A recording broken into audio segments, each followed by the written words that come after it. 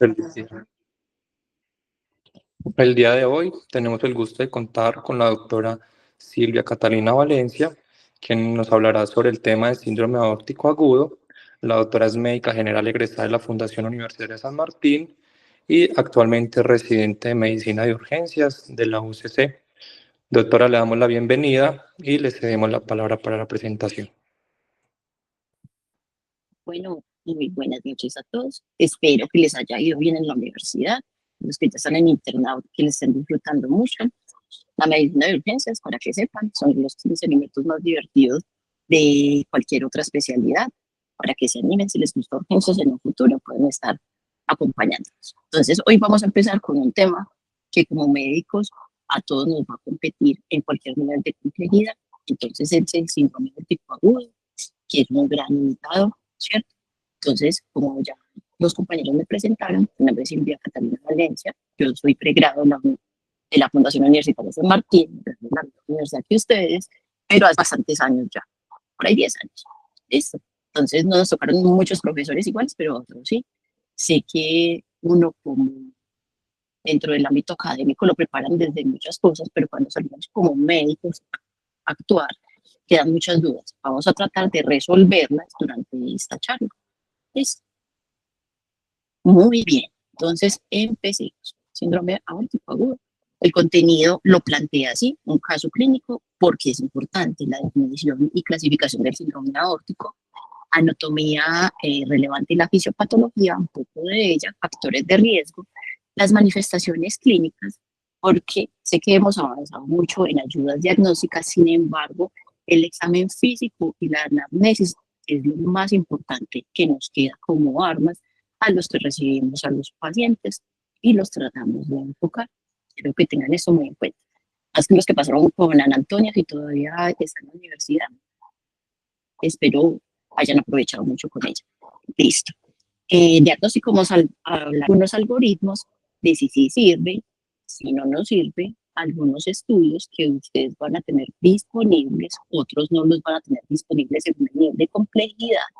La imagen diagnóstica, porque el síndrome aórtico es importante hablar de imágenes diagnóstico, y el tratamiento. Nosotros vamos a hablar del tratamiento médico realmente y de cuando hay indicación de llevar a nuestro paciente en un traslado no regulado a cirugía general, cirugía vascular, y de ahí vamos a tener el caso clínico, un desenlace, ¿cierto? Y unas conclusiones.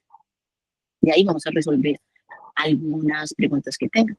Muy bien. Entonces, nuestro caso clínico se llama Agapito Pontezuelo, 70 años, es un Bartel 100, independiente para sus actividades, ¿cierto? Antecedentes, no tiene antecedentes y no toma medicamentos, bien importante. Farmacológicos, AINE solamente por lumbago. Alérgicos, no es alérgico a ningún medicamento. Lo único con Agapito es que es tabaquista activo y toma de 6 a 7 cigarrillos en el día, desde hace más de 30 años. ¿Listo? El que quiera calcular el IPA, súper. El que no lo quiera calcular también está bien. Es porque es importante hablar de síndrome aórtico agudo. Entonces, cerca de 5.000 a 10.000 casos al año se presentaron en Estados Unidos de síndrome aórtico agudo. La edad promedio de presentación fue de 64 años. Predominaba en hombres, gracias a Dios. Incidencia de 2.6 a 3.5 por 100.000 habitantes.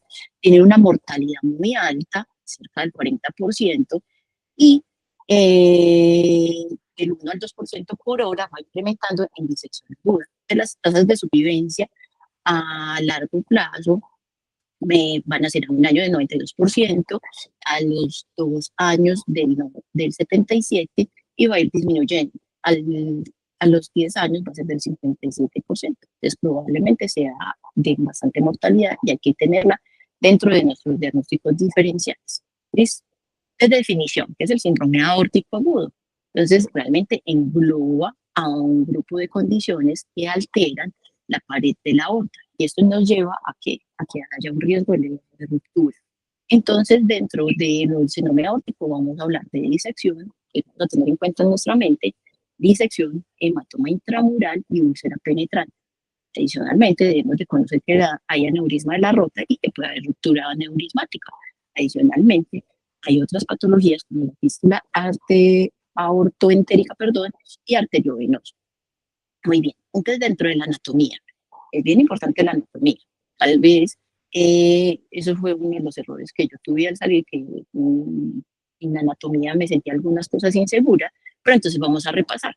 Entonces tenemos que la aorta, ¿listo? Salió del ventrículo, ¿cierto? Izquierdo, y de ahí va a ser la aorta ascendente. La aorta ascendente vamos a tener la arteria brachiocefálica y vamos a tener posteriormente la arteria carótida, carótida común izquierda y la subclavia, ¿cierto? De ahí vamos a bajar la aorta descendente, va a pasar el diafragma y va a ser la aorta abdominal, ¿listo?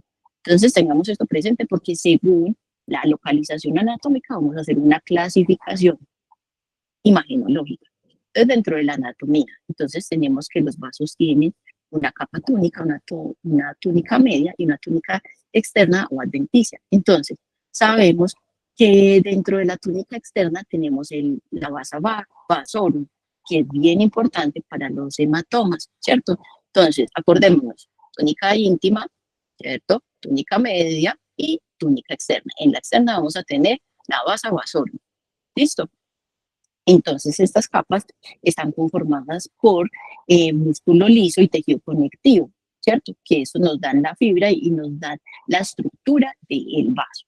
Sin embargo, estas estructuras van a estar bajo una alta presión, que la presión va desde el ventrículo izquierdo. Entonces, están sometidos sobre una gran presión. Entonces, ¿qué es lo que va a pasar? De ahí, entonces, empezamos con la disección. ¿Qué es lo que pasa? Es una disrupción de la capa media de la pared aórtica y esto afecta a la íntima. Entonces, ¿qué es lo que va a pasar? Se va a empezar a debilitar esta capa media por vasculitis, puede ser por síndromes genéticos, por lo general son enfermedades del tejido conectivo, como el síndrome de Marfan, el Ehlers-Danlos, perdón, y también nos puede dar la aterosclerosis, ¿cierto? La aterosclerosis va a ser uno de los principales factores de riesgo. Entonces, ya les había hablado que había un incremento de la presión hidrostática con cada latido del corazoncito. Entonces, eso hace una fuerza constante con una presión pulsátil. Entonces,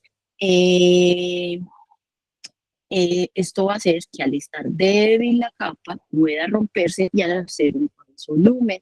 Listo. Entonces, ¿qué es lo que pasa? Ya después en el hematoma intramural. Entonces, acuérdense que les había dicho de la vasa vasorum. Entonces, al romperse la vasa vasorum, que es un pequeño vaso, ¿cierto? Forma un hematoma. Y entonces esto nos va a crear otra pared, pero no nos va a afectar la íntima. Entonces, recordemos, disección nos compromete la íntima y el hematoma no va a comprometer la íntima. Adicionalmente, tenemos una úlcera penetrante.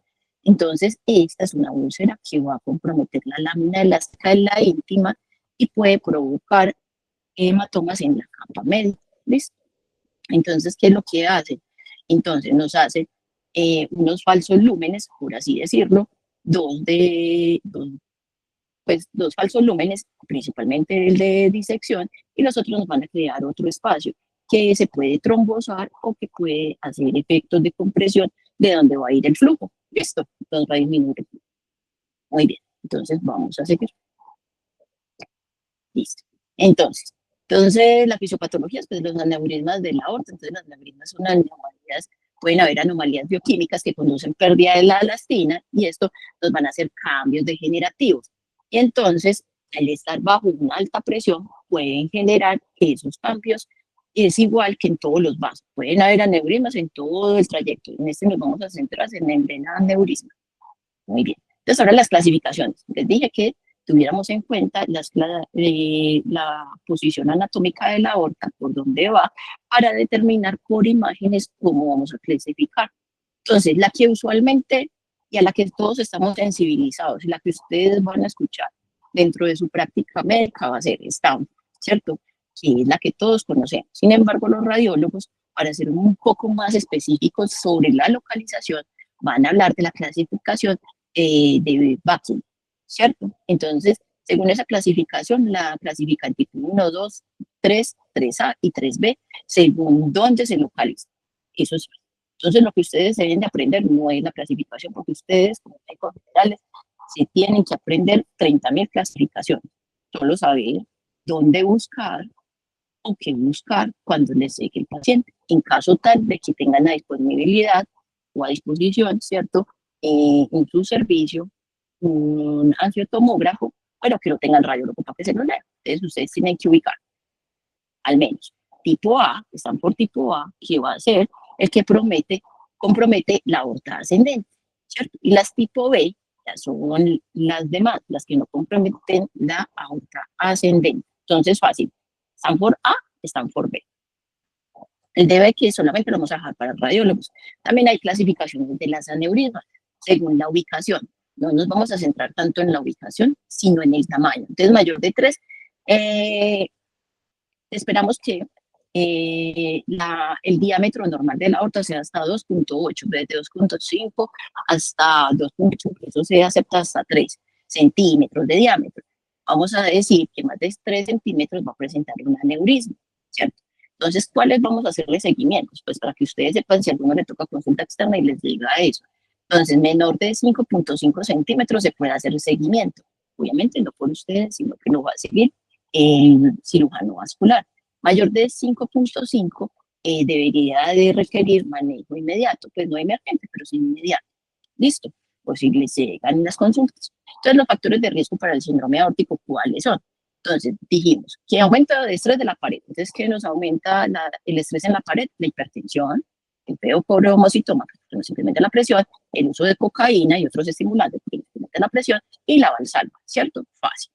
¿Cuáles anormalidades son de la capa media? Entonces, el síndrome de Marfan, una valva aórtica bicúspide, o antecedentes familiares de disección, ¿cierto? Y otros, entonces, habíamos tenido, les dije, les resalté, que los pacientes con aterosclerosis tenemos que tener una alta sospecha de que pueden hacer cualquier tipo de enfermedad cardiovascular. ¿Listo? Muy bien. Ahora, para los aneurismas aórticos, ¿cierto? ¿Quiénes van a tener más factores de riesgo? Los que van a tener más factores de riesgo, hombres, tabaquistas, mayores de 60 años, enfermedad coronaria, hipertensos y personas que tengan enfermedades del tejido conectivo. Tengan en cuenta que usualmente las personas que tienen enfermedades del tejido conectivo usualmente son hombres jóvenes. Entonces, recuerden eso para cuando en su clínica o en su servicio les llegue un paciente con un dolor abdominal y que tenga antecedentes de enfermedad del tejido conectivo. Entonces, hasta ahora, nuestro paciente Agapito Pontezuelos tiene algunos factores de riesgo. De pronto a alguien le interesaría decir qué factores de riesgo tiene Agapito, pues para que sea un poquito más interactivo y vayamos conversando y desarrollando el caso. Tabaquismo mayor a 60 años, no me recuerdo si era hipertenso, y es un sexo masculino. Muy bien, es tabaquista, mayor de 60 años y sexo masculino. Todavía no toma nada para hipertensión porque pues él no sabe, pero muy bien. Entonces hasta ahora tenemos algunos factores de riesgo con nuestro Agapito. ¿Cierto? ¿Cómo va a llegar el paciente a nuestro servicio de urgencias? Entonces esto es un estudio. Ustedes no tienen que saberse el estudio, porque la cosa como médicos es el saber hacer, ¿cierto? Esto es solamente para acorcharlos, entonces vamos a describir cuáles son, según este estudio que fue el IRAD, que nos describió de disección aórtica, cuáles eran los síntomas predominantes y qué es lo que nos enseñan en la universidad o lo que nos enseñan usualmente, ¿cierto?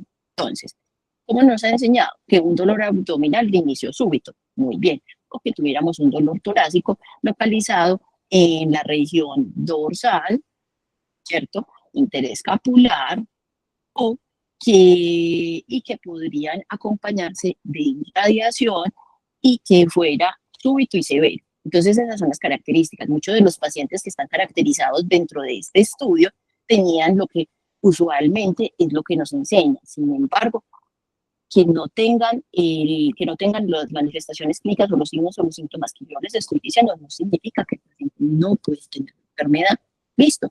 Entonces, según donde tengamos el dolor, va a ser la localización, donde tenemos la disección o tenemos el compromiso. Muy bien.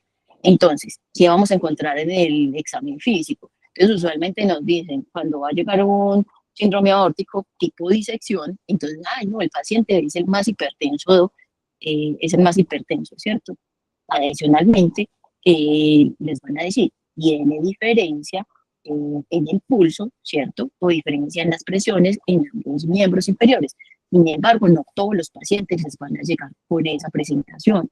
Bueno, quiero que sepan eso porque a algunos no les van a presentar déficit de pulso, ¿cierto? Ni que vayan a tener una insuficiencia aórtica, ni que vayan a tener que lleguen en cifras tensionales muy elevadas de emergencia hipertensiva, porque no se dice que emergencia hipertensiva, sino crisis hipertensiva, no, ni crisis hipertensiva, hipertensión asociada pues a daño de órgano blanco. ¿Listo? Entonces, de las manifestaciones clínicas de las aneurismas de la aorta, la mayoría son asintomáticas, ¿cierto? Para que sepamos eso. A muchos es que, ay, no, eso le falta. La mayoría de pacientes, a no ser que se les haya roto, no van a sentir nada. Lo que va a pasar es que van a comprimir estructuras adyacentes. Entonces, hay una tríada que siempre nos dicen, y que nos dicen a nosotros como médicos en formación y médicos generales, ¿cierto? Entonces dicen dolor, hipotensión y masa pulsátil, pero menos del 50% de los pacientes que se presentan en servicio de urgencia realmente presentan eso. Entonces, no se nos puede pasar a algunos pacientes. Adicionalmente, les había hablado que habían unas fístulas, ¿cierto? Entre las aneurismas de aorta, que era la aorta entérica. Entonces, imagínense que eso nos puede dar como si fuera una hemorragia de tracto digestivo y nos puede dar melenas. Bueno, entonces, entonces ahora vamos a clasificar el triaje. ¿Listo? Entonces, el triaje, hay una clasificación que se llama la escala S. Pues, ustedes normalmente, o a mí no me prepararon tanto para triaje, pero si le toca a uno hacer triaje, sepan eso, a uno si le toca hacer triaje, me tocó hacerlo muchos años. Entonces, a ver, que si un paciente nos llega con el dolor se clasifica, con alteraciones en cifras tensionales, alteraciones de frecuencia cardíaca, inestabilidad, va a ser un triaje 1, ¿cierto? Nuestro paciente, si llega un paciente con signos de hiperfusión, focalización neurológica, un dolor calificado sobre 10, vamos a pensar que es un triaje 1. Bueno, entonces ahora vamos a hablar de Agapito, a ver cómo llegó. Entonces Agapito llegó pálido, diaforético, con fases álgicas, ansioso, una frecuencia cardíaca de 120, presión de 140-90, frecuencia respiratoria de 30, pues, y una saturación de 94. Cuando ingresó con una hematemesis. Bueno, sangre rutilante. Quiero entonces que me clasifiquen a este paciente. Pues, con triaje. Quiero que me clasifiquen triaje.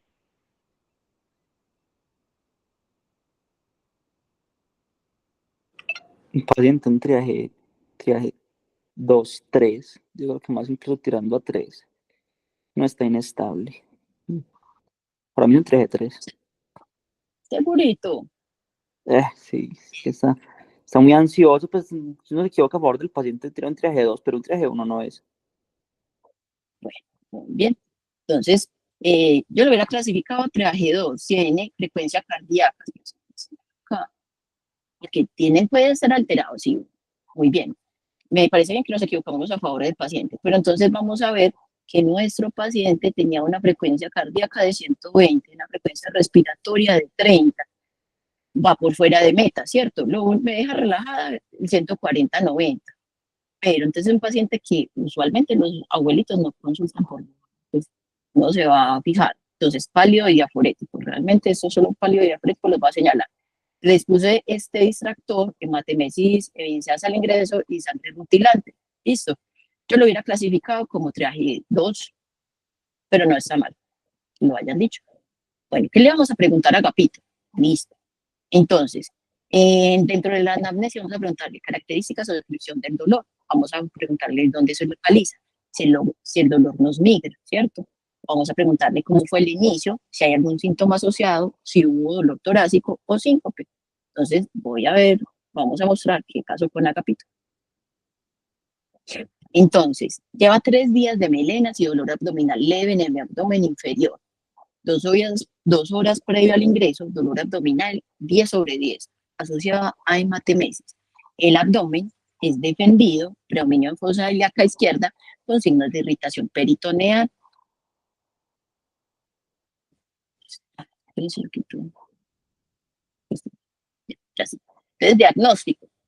Entonces, traigo otra vez el IRAD para decir, entonces, qué llevar a la mayoría de médicos a tener errores durante el diagnóstico, ya que nos atrasáramos con este paciente.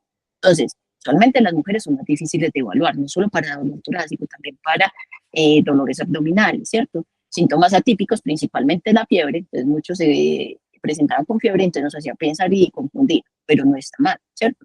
Y la presentación en un hospital de baja complejidad, pues obviamente no tenemos en un primer mes de complejidad una angiotaca para poderle hacer a nuestro paciente. Entonces, por eso les digo, esta patología es de alta sospecha clínica y de un bajo umbral diagnóstico, pues o sea que lo sospechemos. Entonces, ¿qué podemos decir entonces de la disección del síndrome aórtico agudo, perdón? Que tiene una amplia variación de síntomas. Los signos y los síntomas pueden cambiar rápidamente. Es como decir, ay, no, este man ingresó a ser paciente y estaba súper bien. Y mira, ¿será que se inventó los signos vitales? No, los pacientes son dinámicos y pueden cambiar rápidamente. Entonces, este dolor puede imitar otras condiciones agudas y realmente lo que tenemos a disposición en los servicios de urgencias en cualquier nivel de complejidad tiene baja sensibilidad y especificidad. Entonces vamos a tener signos vitales que son bastante inespecíficos porque ya les dije, no solamente los síndromes aórticos se presentan con cifras tensionales de emergencia hipertensiva, no todos los pacientes van a tener diferencia de pulso en extremidades o diferencia de cifras tensionales y no hay un biomarcador específico para injuria aórtica, ¿listo? Todo se ha extrapolado de otros estudios. Entonces, tenemos un estudio de cardiología, sí, de un journal de cardiología, donde hasta el 58% de las personas que hacían urgencias estaban preparados para un síndrome coronario agudo, ¿cierto? Únicamente con el electro. Sin embargo, se obviaban el síndrome aórtico agudo. Entonces, todos creían, ah, bueno, es un dolor torácico, vámonos por síndrome coronario agudo, ¿cierto? Y el 70% de los servicios de urgencias carecen de un algoritmo diagnóstico para diagnosticar el síndrome aórtico agudo. Entonces, sepan que nosotros todos nos equivocamos. Bueno, entonces se ha propuesto, entonces nos ha propuesto un algoritmo de manejo para el dolor torácico no traumático, ¿cierto? Entonces, ¿cuáles son los principales, los tres catastróficos? El embolismo pulmonar, la disección aórtica y el origen cardíaco. El que más conocemos y el que más estamos sensibilizados es el cardíaco, el dolor torácico de origen cardíaco y características cardíacas. Sin embargo, para los otros dos hemos ido sensibilizándonos a medida del tiempo. Entonces, para todo hay escalas de riesgo. Como no somos expertos, podemos utilizar scores para podernos guiar. Entonces, tenemos que para el dolor torácico de características cardíacas tenemos el EDAX score para saber qué pacientes o si no pueden utilizar el que ustedes quieran y tenemos el at-risk score para síndrome aórtico agudo, ¿cierto? Para disección. También tenemos el TEP para TEP, pues, perdón, tenemos el Wells Score para TEP, pero entonces ahora vamos a aprender el at-risk score. Cuando yo salí de la universidad no lo conocía, no estaba sensibilizada, vamos a irnos sensibilizando. Esto. Entonces, adicionalmente tenemos unos biomarcadores, pero entonces, la troponina se sube con todo, imagínense. La troponina no es como nos la pintan. Ay, no, la troponina solo se sube para dolor torácico de características cardíacas. Pues no, puede elevarse en otras patologías, ¿cierto? Como sobrecarga del ventrículo izquierdo, ¿cierto? Entonces, en los infartos tipo 2 puede subir, también nos puede subir por una disección de la aorta, por choque. Entonces, la troponina no es tan específica y no es tan clara en el momento de diferenciar los síndromes y los dolores torácicos. El dímero D, entonces, ¿qué hemos encontrado con el dímero D? Claro, el dímero D lo utilizamos para Wells, pero lo utilizamos para rule out. Entonces, ahora lo que yo les voy a proponer es que utilicen el dímero D para rule out en el at-risk score, que es el de síndrome tipo agudo, ¿cierto? Entonces, ¿pero en quiénes lo vamos a utilizar? Es que no me quedo acá. pensé que, no lo puedo modificar. Entonces, la risk score realmente solamente son 3 puntos. Entonces, si nos dan de a un punto, ahí ese es el que le deberíamos de hacer dímero D, porque el dímero D nos va a hacer un out. Entonces, nos va a asegurar y nos va a hacer sentir más seguros, pues en caso tal de que se sientan inseguros a la hora de hacer el examen, y que como todavía les queda la duda, decir que nuestro paciente con mayor seguridad, como tiene un alto valor predictivo negativo, no tiene la patología. ¿Alguien iba a preguntar algo? ¿O no? Bueno, entonces continuemos. Entonces, tiene un buen rendimiento en las primeras 6 horas, sin embargo, tiene mala especificidad, ¿cierto? Entonces, ¿qué evalúa el risk score? ¿Listo? Entonces vamos a evaluar la historia del riesgo, las características del dolor y los hallazgos al examen físico. Entonces, si tenemos 0 puntos, riesgo muy bajo. 1 punto, riesgo bajo moderado, y ese es el que le deberíamos de hacer dímero D, y mayor de 2 puntos, ¿cierto? Puntuándonos historia del dolor, características del dolor y hallazgos al examen físico. Si nos va a dar más de 2, no deberíamos de hacerle rule out, sino que deberíamos de hacer angio-TAC, lo mismo que con TEP. Y TEP solamente le hacemos a los que tienen baja probabilidad, no a las de alta probabilidad. Entonces, en eso se parecen los dos. Si van quedando dudas, pueden alzar la mano y las vamos corrigiendo en el momento para que podamos, pues, para que les quede más claro si tienen en el momento, porque a veces uno se lo olvida al final. Entonces, este estudio, entonces, ¿qué era lo que nos decían? Pues yo les dije, bueno, entonces tiene una clínica más bien baja, una risk score bajito, yo me podría quedar tranquila, sí, pero yo no me quedo tranquila, como que hay algo que no me gusta, sigue siendo viejito y todo lo demás, yo puedo adicionar un dímero D. Y entonces esta interacción entre el score más el dímero D tienen una prueba diagnóstica, pues tienen un valor predictivo negativo bueno. Entonces yo pudiera, si las dos cosas me salen negativas, darle de alta a ese paciente. Entonces ahora vámonos con Agapito. Entonces Agapito entró a un segundo nivel de complejidad. Entonces en este segundo nivel de complejidad le alcanzaron a hacer un hemograma. No sé si alguno quiere participar y me lea los laboratorios a ver qué le parece.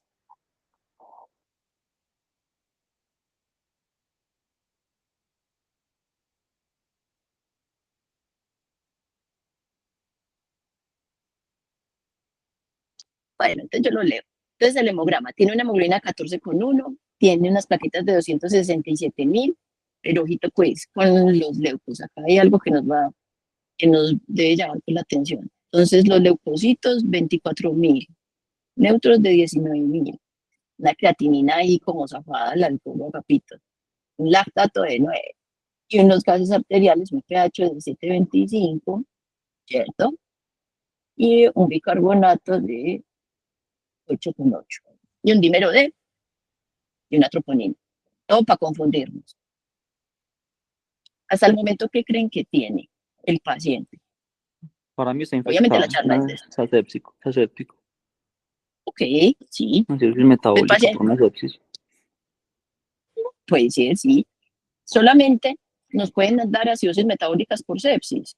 No, para nada. Ese dinero lo embolata mucho a uno, pero tiene mucha leucocitosis con neutrofilia. Listo, muy bien.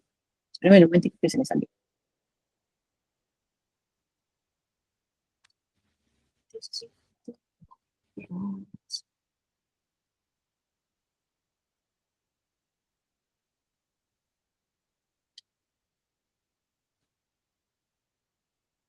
Entendí. Entonces, listo. Ya Y no sé la confiabilidad de esa hemoglobina, porque lleva 3 días sangrando con hematemesis, no sé. Tan raro eso, No, pero solo hay matemesis. Un episodio. Un episodio. Ok. Pilas. Un episodio. Pero bueno, pues estar muy concentrado, ¿no? ¿No les parece? Sí, también, Okay. completamente. Bueno, entonces, ¿ahora qué tiene nuestro paciente? Listo. Entonces, acá tenemos el LATS score, ¿cierto? Entonces, acá les puse qué es lo que evalúa. Entonces, las condiciones de alto riesgo son el marfan o las enfermedades del tejido conectivo, antecedentes familiares de enfermedad aórtica, ¿cierto? Que tengamos una enfermedad de la válvula aórtica, que tengamos una manipulación reciente, que tengamos un aneurisma de la aorta, fácil. Los signos o los dolores que son más clásicos son el dolor abdominal, el dolor en el pecho, o que se describan como súbito, severo, y que sean como ripping, es como ruptura, pues como si estuviéramos rompiéndonos por dentro, pues, o como quebrándonos por dentro. Listo. Y que al examen físico, entonces, ya habíamos hablado de los déficits de pulso, déficit neurológico y murmullo, pues la regurgitación, ¿cierto? Y que esté hipotenso o en choque. Entonces, Agapito no llegó con ninguna de esas. Bueno, entonces, los pacientes con probabilidad baja a moderada para síndrome aórtico, hay que pensar en los diagnósticos diferenciales, entonces el dímero D tiene una buena sensibilidad, quiero que sepan, mientras que el dímero D más el score tienen una sensibilidad y un alto valor predictivo negativo, o sea, al que le salió todo negativo, el score negativo y el dímero D negativo, no va a tener una disección de aorta, pues todo puede pasar en medicina, pero probablemente no lo tenga. Adicionalmente, quiero sensibilizarlos con este score, ¿cierto? Que es la probabilidad de, de tener esto es otro pretest para aneurismas de aorta abdominal, ¿cierto? Y entonces nos va a decir, ay, el paciente está hipotenso, el paciente tiene un aneurisma, tiene un déficit de pulso, tiene un déficit neurológico, un dolor severo y un dolor de inicio súbito. Entonces, ¿qué le pasó a Agapito? Pues Agapito se venía como con melenas ahí rarito y le empezó con dolor severo, ¿cierto? Y de inicio súbito. Entonces, Agapito tiene más de 2 puntos y tiene alta probabilidad. Entonces, acuérdense que el dímero D tenemos que hacer una escala de corrección que es multiplicar por la edad, ¿cierto? Entonces, Agapito tiene 70 años, le daría como 700 el dímero D, le salió en mí, ¿cómo pues? Listo. Entonces, conclusión del abordaje diagnóstico. Entonces, si es sospecha baja, nos vamos a ir por el at-risk score y el dímero D. Sí lo tenemos. Pero muchachos, si ustedes tienen un paciente que están sospechando en el pueblo, en un primer nivel de complejidad, un síndrome aórtico agudo, obviamente ustedes no tienen dímero D. Ustedes tienen que salir con ese paciente. No importa que esté estable. Ya les dije, muchos de los pacientes pueden tener estabilidad hemodinámica inicialmente. ¿Listo? Entonces, ténganlo presente dentro de los diagnósticos diferenciales. Entonces, nuestro Agapito le dio un at-risk score de 2 puntos, un número de positivo. ¿Ustedes creen en este momento, ya les dije, que si el at-risk score era mayor de 2, necesitaba dímero de sí o no?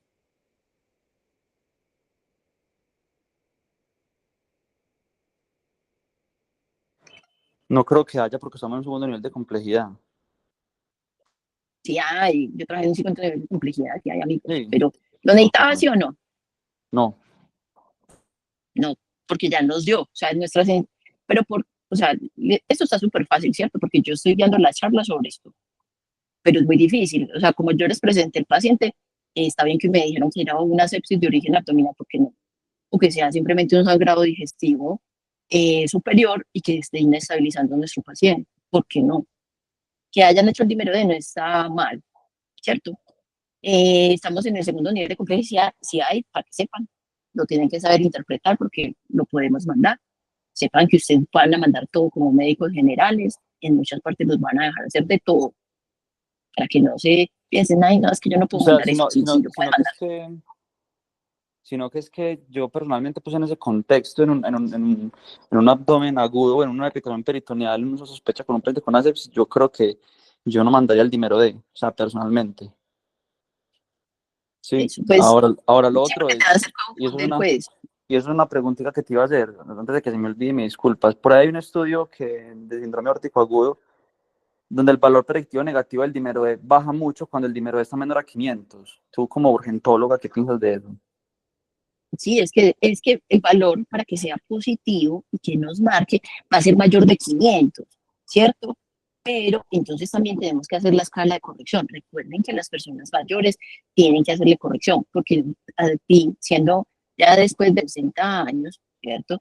Vas a hacer, a incrementar el dímero D y que sea normal, que sea lo esperado para vos. Entonces a Capito le daba un índice de corrección de 700, para él estaba positivo, pero si hubieras llegado vos que sos joven, 500 es el marcador, o sea, dímero D, hablamos elevado, mayor de 500, sí me faltó decirles muy bien, mayor de 500 es igual que para tromboembolismo pulmonar, positivo mayor de 500. Gracias por la aclaración. Porque sí, el estudio está hecho con mayor de 500. Entonces, si estamos en un segundo nivel de complejidad, ¿cierto? Tenemos cirugía general y resulta y sucede que el tomógrafo se nos dañó. No nos vamos a quedar con ese paciente. Ese paciente ya está acidótico. Bueno, o si podemos quedarnos con él, pero interconsultando pues a cirugía general, si lo teníamos a disposición. Pero si no lo tienen a disposición, no se vayan a quedar con ese paciente porque se van a encargar. Equivocarse es a favor del paciente, nadie los va a regañar. Entonces, ¿qué más necesita nuestro paciente? Entonces, imágenes diagnósticas, ¿cierto? Pero van a ser según dependiendo el nivel de complejidad. Entonces, tenemos desde la tomografía hasta la resonancia, la ecocardio transtorácica y la transesofágica y la ecografía, que es el focus hecho a la cabecera del paciente, ¿cierto? Entonces, dentro de todas, pues la tomografía, de hecho la angiotomografía, tiene una buena sensibilidad y una buena especificidad y la tenemos en los servicios de urgencias. A ustedes pues todavía no les dan, pues uno como médico no le enseñan a hacer FAS ni nada, eso es más de ya los especialistas, pues del médico urgentólogo o del cirujano, porque los cirujanos casi no les gusta, pero con lo que ustedes van a contar en muchos niveles de complejidad va a ser con la radiografía de tórax, pero que la radiografía de tórax, si sospechamos que es una disección, porque entonces muchos profes van a decir, ay, tiene dolor torácico, hacerle una radiografía de tórax. Pero ¿para qué quieren ver una radiografía de tórax? Entonces, ¿qué es lo que vamos a ver? Un ensanchamiento mediastinal, ¿cierto? Entonces, el ensanchamiento hablamos mayor de 10 centímetros. Sin embargo, realmente puedes tener una disección y no presentar, por eso tiene tan baja sensibilidad y tan baja especificidad. Entonces, realmente es como la imagen diagnóstica de las que tienen menor sensibilidad para nuestro paciente. Pero si es lo único que tienen, pues háganle una radiografía. Si están en un pueblo, hay para hacer radiografías. Si están en un segundo nivel de complejidad, hay para hacer radiografías. Para nuestro paciente no se puede hacer una radiografía porque acuérdense que el dolor abdominal. Entonces, lo único que nos serviría una radiografía de tórax sería para ver un hemoperitoneo. Entonces, en la angiotomografía, ¿qué vamos a ver? Entonces, vamos a ver un flap.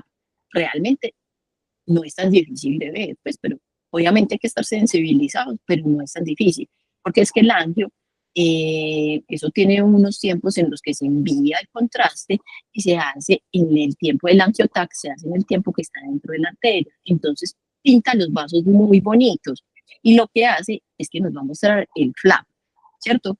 Que es donde está la disrupción de la pared, ¿cierto? Entonces, adicionalmente, nos puede ayudar a identificar el lumen falso, que puede ser redondo con una forma biconvexa y pueden tener trombos. Algunos se pueden tener trombos y algunos tienen el signo de la ruptura, o sea, de Bragg sign, pues, que los que son en inglés. Entonces ya en el hematoma intramural, entonces normalmente uno ve que rodea, pero, ¿cierto? Solamente lo rodea, no hay ruptura y cambia la densidad. Entonces de densidad vamos a hablar de unidad de Hounsfield. Ustedes no tienen que saber eso, pues, pero es bueno que se sensibilicen porque en algunas ocasiones van a tener eso. Entonces, qué bacano, pues, qué mal por el paciente, pero qué bacano para ustedes que empiecen a ver cosas y que empiecen a diagnosticar, ¿cierto? Entonces, lo que vamos a ver es una hipodensidad alrededor de donde va el flujo, o sea, el trayecto con la sangre contrastadita, donde va el contraste, y nos puede hablar de un falso lumen. ¿Listo? Entonces, también podemos ver cuando hay una úlcera aterosclerótica, entonces nos va a localizar el aspecto, el cráter, y eso nos va a mostrar una lesión que va a protruir hacia la aorta, ¿listo? O sea, que nos atraviesa. En la ecografía, pues, es realmente para FAS, para POCUS, pues, pero es algo que tienen que conocer porque ha entrado en uso y a muchas especialidades se les está incluyendo medicina interna, medicina de urgencias, porque realmente tiene una buena sensibilidad, pero la sensibilidad realmente va a ser para identificar aneurismas. Entonces yo les dije que anatómicamente mide hasta 3, mayor de 3, ay, pucha, si tiene un aneurisma, no vamos a ver tanto el plaque, pero si tiene un aneurisma de dolor abdominal, vamos a pensar más en una disección, ¿cierto? Entonces vamos a mostrar qué tenía Capito. ¿Qué les está pasando? Capito estaba muy jodido.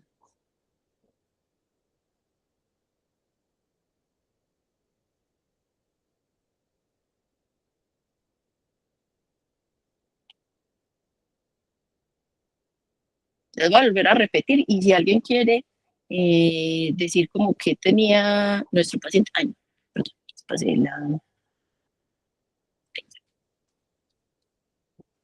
después el pastel.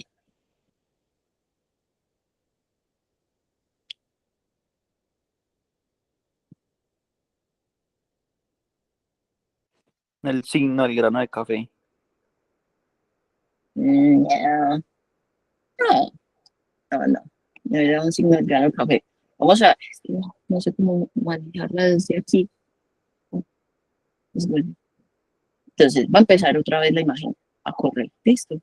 Vamos a empezar a evidenciar, listo. Acá hay líquido arriba, vamos a ver, hay líquido alrededor, entonces estriación. Esta, ¿qué creen que es? Esto que les estoy señalando, esta es la aorta y tiene un doble lumen, que es el signo del Beniel, pero tiene líquido libre, tenía un hemoperitoneo, vamos a verlo con él, porque tiene un hemoperitoneo, tiene un aneurisma, entonces empezamos a ver el líquido, miren acá los riñoncitos, miren al lado cómo está estriado y cómo tiene líquidos, son de una densidad normal. Igual es usual que se puedan equivocar, es que ustedes no están viendo esto todos los días, ¿cierto? Pero en caso tal, el que tengan la posibilidad de estar en su lugar o en su práctica médica, de tener tomografía, es muy bacano ver cómo lo que vos sospechas por clínica se representa en la imagen diagnóstica y apoya tu diagnóstico. Porque es que la imagen no te va a dar el diagnóstico, la imagen va a confirmar lo que vos consideras que tiene el paciente. Pues no muy fácil que yo llegue y a un paciente le mande de todo y adivina es la imagen y los laboratorios, pero que yo enfoque es muy diferente. Entonces, listo, le voy a leer que tenía. Entonces hay un aneurisma que compromete la aorta abdominal infrarrenal, tiene una morfología irregular, alteración de los tejidos menos adyacentes, tiene una extensión de 133 milímetros, con unos diámetros de 82 a 93 milímetros. Entonces, acuérdense que ya les había dicho que mayor de 5,5 requería intervención, no emergente, pero sí inmediata, y tiene un hematoma retroperitoneal que se extiende desde el nivel del aneurisma hacia la fascia lateral y retroperitoneo. Este tiene unas dimensiones, o sea, el líquido que tenía a continuación era de 206 por 136 por 118. No hay salida del medio de contraste. Si hay líquido libre en la pelvis y sugieren un aneurisma roto contenido. Listo. Que hay desplazamiento y compresión de la vena cava inferior. Se observa desplazamiento del sentido anterior de las asas intestinales. Adicionalmente, tenían algunas placas de ateromas que comprometían la aorta y el aneurisma se formaba a 30 milímetros en la emergencia de la arteria renal derecha. Entonces, vean cómo se complicó a Capito. Entonces, ¿cuál es el tratamiento? Entonces, nuestro tratamiento va a ser estabilizar a nuestro paciente y el manejo quirúrgico, ¿cierto? Entonces, en los pacientes que están sintomáticos, que están asintomáticos, pero tienen un aneurisma mayor de 5 centímetros, si estamos en el nivel de complejidad, cirugía general, ¿cierto? Si estamos en un pueblo, salimos en traslado. Muy bien. Ahora, aneurisma, la raíz de la aorta ascendente menor de 5,5, un crecimiento confirmado por tomografía, pero eso es más para consulta externa.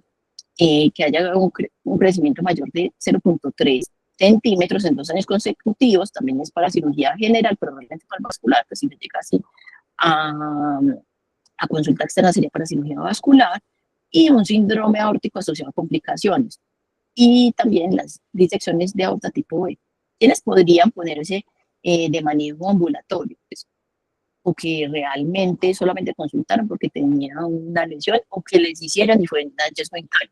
Un aneurisma menor de 5 pueden ser dados de alta con seguimiento y signos de alarma, además de recomendaciones, ¿cierto? Dentro de las recomendaciones es que no siga fumando y deberíamos de administrarle un beta bloqueador ambulatorio. Entonces, ahora vamos a hablar de metas hemodinámicas o terapia antiimpulso. Entonces, ¿qué es la terapia antiimpulso? Es una terapia farmacológica que nos va a buscar disminuir el impulso mecánico del chorro sistólico, o sea, de la fuerza con la que sale el ventrículo izquierdo, que actúa sobre la pared de la aorta. ¿Listo? Que ese es el principal mecanismo que nos va a llevar a que se rompa los hematomas o que la disección empeore, ¿cierto? Por así decirlo. Entonces, ¿qué es lo que vamos a buscar? Entonces, en control de presión arterial y frecuencia cardíaca, nuestras metas van a ser que la presión arterial en diseccional de aorta sean una presión arterial sistólica menor de 130 y una presión arterial distólica menor de 80, y que la frecuencia cardíaca sean dentro de 60 a 80 latidos por minuto. Si tolera, idealmente, ojalá tolerara la presión arterial menor de 120 metros de mercurio, y lo que vamos a tratar es de enlentecer el crecimiento, prevenir que se haya una ruptura aórtica, que haya un infarto, que haya un stroke, o sea, una sepsis.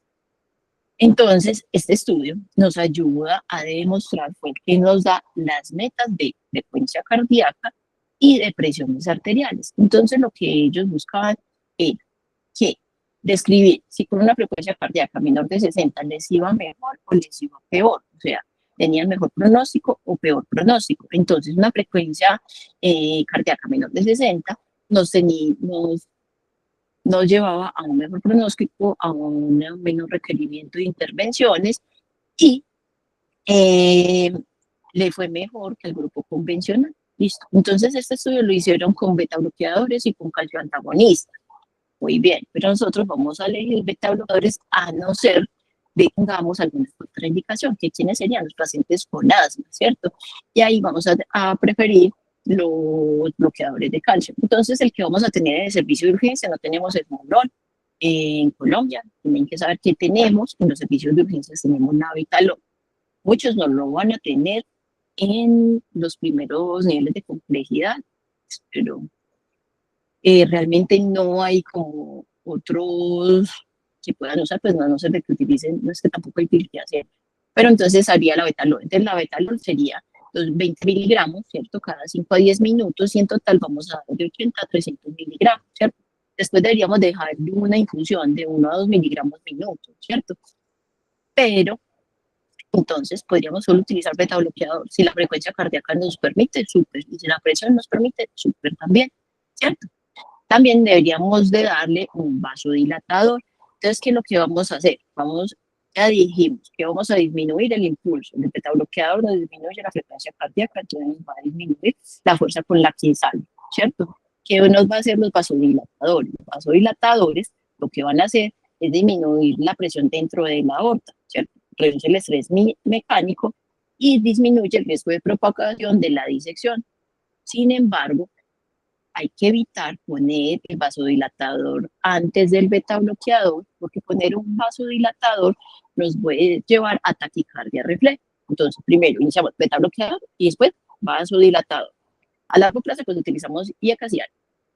Y los vasodilatadores que vamos a usar es el nitroprusiato, que es el que más hace. Entonces, ¿qué necesitamos para la terapia antipulso? Que tengamos acceso venoso, al menos 2 accesos venosos de gran calibre, ¿cierto? Idealmente con una línea arterial. A uno no le enseñan a poner línea arterial. Pero, y ustedes tampoco tienen el dispositivo para monitorizar. O sea, que ustedes se van a ir monitorizando al paciente en miembros superiores. No hay miembros inferiores porque, pues, seamos coherentes, miembros superiores es el que nos va a dar la estabilidad de nuestro paciente. Realmente uno no monitoriza con miembros inferiores. Entonces hay que vigilar frecuencia cardíaca, presión arterial. La meta inicial ya hablamos, menor de 60 frecuencia cardíaca y presión arterial sistólica de 100 a 120. Entonces, beta bloqueador inicial. Entonces, las guías proponen esmolol, pero entonces en otros países nosotros tenemos la betalol, entonces vamos a conocer la betalol, sépanlo conocer, porque también lo van a utilizar en otras patologías y realmente no es difícil. Listo. Alternativas en el bloqueo tenemos el diltiazem, el verapamil, pues también está, pero no lo utilizamos. El nitroprusiato lo deben de saber utilizar, o nitroglicerina, pues en esta está indicada es el nitroprusiato, acuérdense de no poner el vasodilatador sin el beta bloqueador.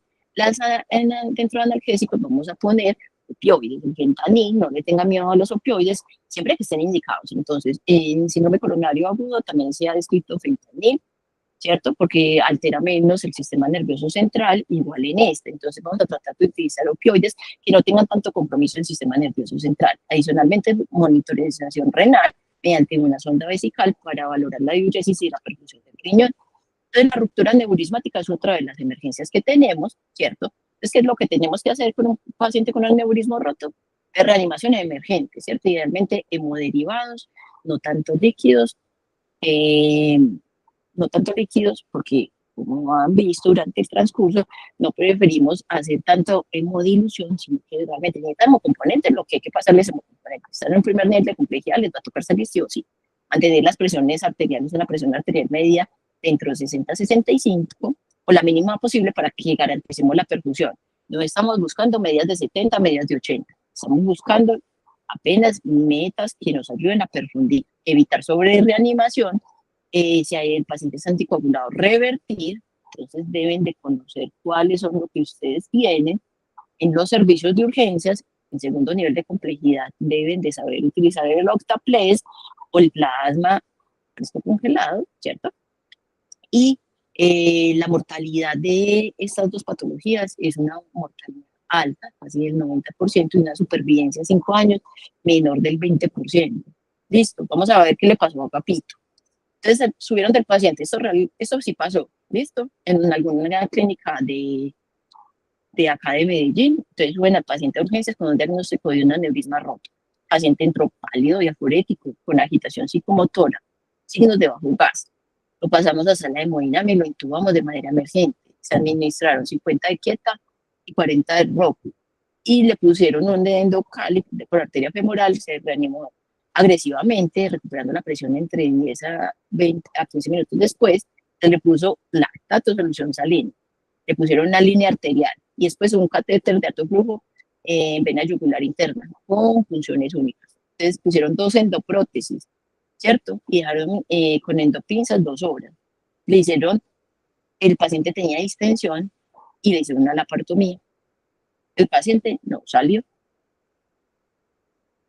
Entonces, ¿cuáles son las conclusiones? Entonces, no existen hallazgos al examen físico ni anamnesis patognomónica. No hay algo, no hay una receta mágica. Entonces, es de alta sospecha diagnóstica. No existen los biomarcadores definitivos. Acuérdense que el biomarcador que vamos a utilizar en esta patología es como rule out, o sea, para descartar, no para confirmar. No vayan a decir en alguna parte que yo les dije para confirmar porque me matan y los mato, no mentiras. Y que la importancia es el bajo umbral en sospecha diagnóstica, ¿cierto? Y el manejo médico, o sea, que van a hacer ustedes es simplemente terapia antiimpulso y remitir y salir corriendo con ese paciente. Ustedes no operan, no estamos en los viejos tiempos que me tocaron antes de mí, que podíamos hacer de todo. Ustedes van a salir con ese paciente. ¿Listo? Y así finalizamos con la charla. Sí, doctora Silvia, muchísimas gracias. Bueno, en este momento abrimos como el espacio de preguntas. Por acá, mirando pues como el chat en sí, no tenemos preguntas, sin embargo, quien tenga preguntitas levanta la mano y puede pues como intervenir.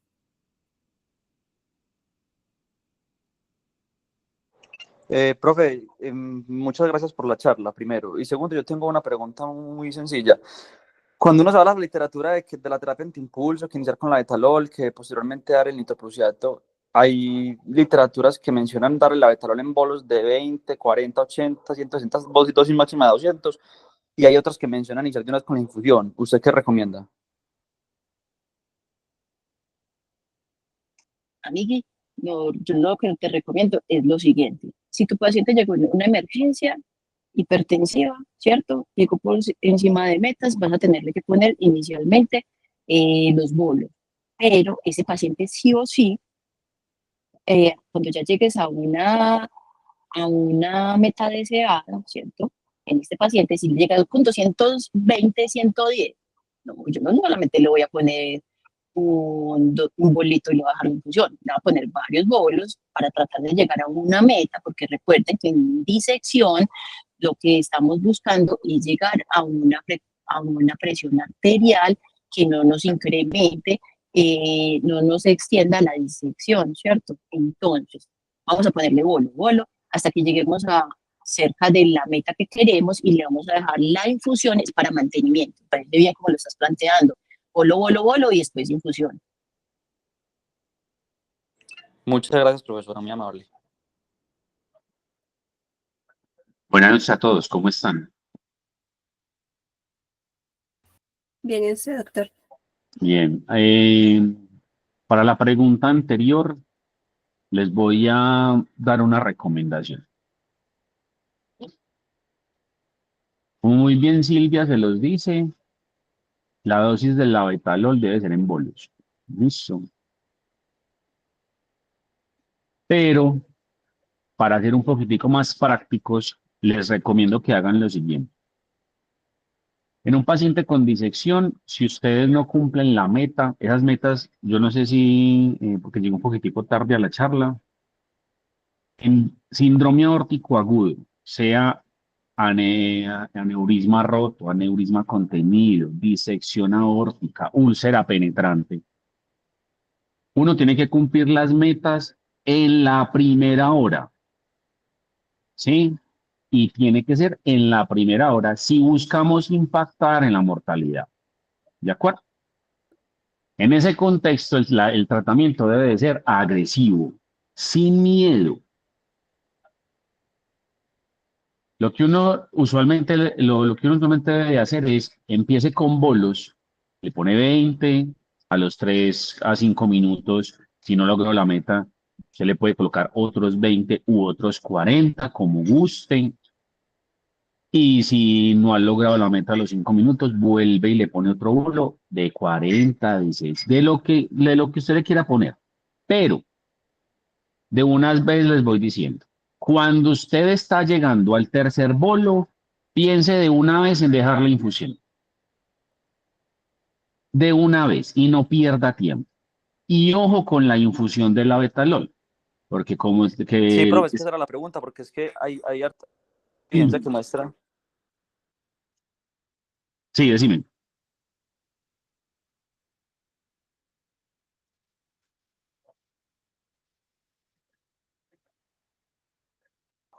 Creo que se le pausó. Yo pensé que era yo, pero entonces es que la compañerita de... No, es que lo que él planteaba era que pues no sabía cómo, en qué momento, pues que recomendar las dos cosas, pero lo que yo leí pues era realmente que uno tenía que tratar de llegar a las metas y dejar la infusión era para sostener la presión que ya habías alcanzado y evitar pues como el rebote, Sí, pero que era lo no, que él.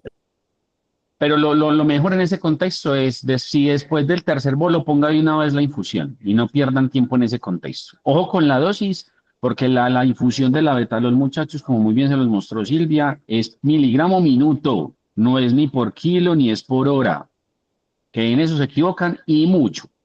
Es de 0,5 a 3, depende de donde lean, miligramos minuto. ¿Sí? Al, Exacto, porque es que en eso se plantean en eso se basan las guías, en las metas de presión arterial y de frecuencia cardíaca a tiempo. Entonces, yo creo que ahí varían bastante, porque en unas dicen, como usted dice, los bolos y esperar metas, pero como es tan agresivo, hay otras que mencionan y dicen de una vez con... De acuerdo, y por eso les digo, eso es sin miedo, y es sin miedo. Eso es póngale bolo de una vez, máximo tres bolos antes y al tercero vaya considerando de una vez la infusión. Eso, Yo no, perfecto, profe, gracias. yo no les puedo, ustedes no tienen la experiencia. Pero algo que nos pasa, porque yo esto lo he hablado con varios colegas, y es que nos va muy bien, nos va muy bien con el labetalol en bolos, pero cuando lo ponemos en infusión, eso es como que si no hiciera nada, como si al paciente le estuviéramos dando aguatalol, porque eso el paciente hace gárgaras con eso la presión vuelve y sube. Yo no sé si es por la casa farmacéutica, yo no sé si es que no sé, pero por alguna razón no nos ha ido tan bien con el labetalol en infusión para lograr controlar las metas, y no solamente es en síndrome aórtico agudo, sino en otras condiciones donde el labetalol lo utilizan. No tengan miedo en utilizarlos, el nitroprusiato, úsenlo también. Que en serio, la idea es alcanzar las metas en la primera hora, y las metas son tres: alcanzar un buen analgesia, la presión arterial sistólica y la frecuencia cardíaca, y eso se tiene que lograr en la primera hora, y así agresivo debe de ser. Pero yo entiendo tu pregunta, entiendo como la confusión que tengas. Esa es mi recomendación. Ponga un bolo, y si al tercer bolo vaya pensando de una vez y monte la infusión. Y dependiendo de cómo se comporte con la infusión, monte el nitroprusiato, porque Eh, si usted tiene la betalol, exactamente. si usted tiene la betalol y tiene nitroprusiato, con seguridad esto va a estar en un segundo nivel. Entonces, en ese contexto, pues llame al cirujano, y si el cirujano no lo va a operar, pues monte una ambulancia y salga con él, porque pues no puede Exacto, hacer porque más. esa es otra de las preguntas muy importantes, porque es que yo realmente, en la poquito mucha experiencia que tengo, yo nunca he visto en un síndrome aórtico agudo que le pongan el nitroprusiato adicional. Siempre se logran metas con el labetalol y se dejan quietos los pacientes solamente con el labetalol en presión arterial de metas y frecuencia cardíaca. O sea, yo personalmente nunca he visto que les pongan el vasodilatador, Yo, personalmente. yo sí he tenido la oportunidad de utilizarlo. Lo que pasa es que, como te digo, yo no sé si es que soy muy de malas, pero a mí me dio muy mal con la infusión de la betalol. Mal. Entonces yo sí he tenido en ocasiones que utilizar el nitroprusiato, pero no es que yo le quite la infusión de la betalol y le deje el nitroprusiato, no, yo dejo las dos, porque recuerden que el nitroprusiato me va a ayudar a bajar la presión arterial sistólica, y con el labetalol voy a buscar es bajar la frecuencia cardíaca a la meta, porque con nitroprusiato solo la frecuencia cardíaca nunca la voy a controlar. Antes, todo lo contrario, una respuesta refleja de la vasodilatación va a ser que el paciente haga Exacto. taquicardia. Entonces yo igual lo tengo que beta bloquear. Pero como les digo, o sea, hay pacientes en los que la infusión del labetalol no les va tan bien. En esos pacientes usan nitroprusiato, pero lo utilizan conjuntamente. No es que es uno o el otro, no, las dos cosas al mismo tiempo. Gracias, Doc.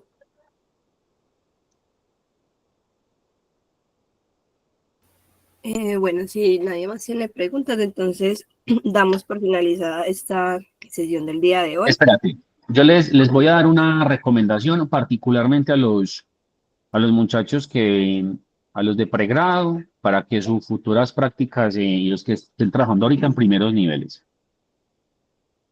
Como muy bien se los dijo Silvia, para un síndrome aórtico agudo, si usted no piensa en eso, literalmente usted se va a comer el paciente, y al paciente le va a ir muy mal, muy mal. Por favor, porque esto lo veo muy frecuente y es de todos los días. Pacientes con factores de riesgo, que son los que muy bien se los dijo Silvia: hipertensos mal controlados, fumadores, particularmente ese factor de riesgo, o sea, fumador. Y en el contexto, pues, de que si tiene alguna enfermedad del colágeno, pero pues, yo les soy muy sincero, la gran mayoría de los pacientes de síndromes aórticos agudos no son en pacientes ni con marfa ni con nada de esas cosas, sino que son fumadores e hipertensos. Ojo con los dolores cervicales posteriores espontáneos. Ojo con los dolores dorsales espontáneos. Ojo con los dolores lumbares espontáneos.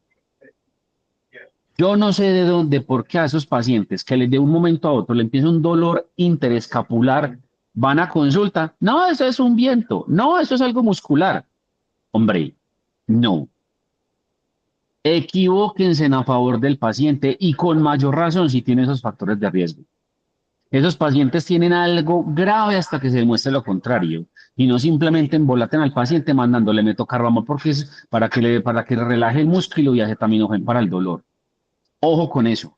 Ojo con los pacientes mayores de 60 años que vienen con dolor lumbar y que ustedes digan, no, es que es un cólico renal.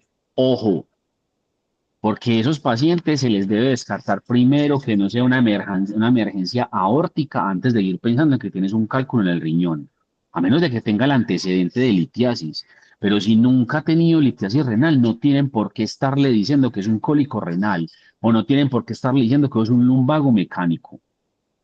Entonces, hay unas guías, si son las europeas, y yo no estoy mal, que incluso recomiendan que en los pacientes fumadores mayores de 60 años, sea hombres o mujeres, mínimo necesitan una ecografía abdominal como screening para aneurisma de aorta abdominal, así no tenga nada. Entonces, como ustedes van a trabajar en primeros niveles y van a ser los médicos de consulta y los que van a hacer en algún futuro probablemente, los que van a hacer los programas de promoción y prevención en los primeros niveles, a esos pacientes fumadores mayores de 60 años, hágales el screening de patología aórtica. Les mandan una radiografía de tórax o le mandan una ecografía de abdomen, pero háganles el tamizaje. Listo, y ojo, no le digan a los pacientes de que es que los dolores cervicales o dorsales o lumbares son mecánicos. Hasta que se demuestre lo contrario, ese paciente tiene algo vascular y usted está en la obligación de por lo menos garantizarle una ecografía en el contexto de un dolor lumbar para un abdomen o si no, una tomografía contrastada de tórax. Listo, eso se lo doy como recomendación.